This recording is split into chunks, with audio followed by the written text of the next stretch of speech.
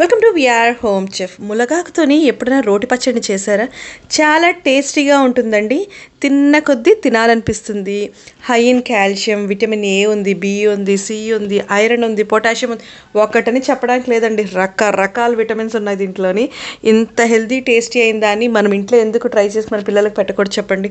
తప్పకుండా సింపుల్గా ఇలా 10 నిమిషాలు చేసేద్దాం. చక్క స్టవ్ పైన ప్యాన్ పెట్టుకొని ఇలా తాలింపు వేసుకొని మీ టేస్ట్కి తగ్గ పచ్చిమిరపకాయలను వేసుకోండి. తాలింపుని అయితే ఇలా వేసేసుకొని బాగా వేగిన తర్వాత కడిగి పెట్టుకున్న ములగాకుని దీంట్లో వేసేసుకోండి. కింద యారో మార్క్లోని రకరకాల రెసిపీస్ లింక్స్ ఇచ్చానండి, తప్పకుండా చూసేయండి. ఇలా బాగా డ్రై రోస్ట్ అయిపోయిన తర్వాత ఒక పావు కప్పు వరకు కొబ్బరిని వేసుకొని దీంట్లోకి కొంచెం చింతపండు సాల్ట్ని వేసుకొని మెత్తగా గ్రైండ్ చేసుకోండి. మరీ మెత్తగా చేసుకోవద్దండి, ఒక కోర్స్గా చేసుకుంటే సరిపోద్ది. ఇలా చక్కని మునగాకు పచ్చడిని వేడి వేడి అన్నంలోని నూనెతో కానీ నెయ్యితో కానీ సర్వ్ చేశారంటే చాలా టేస్టీగా ఉంటుంది. ట్రై చేసేయండి.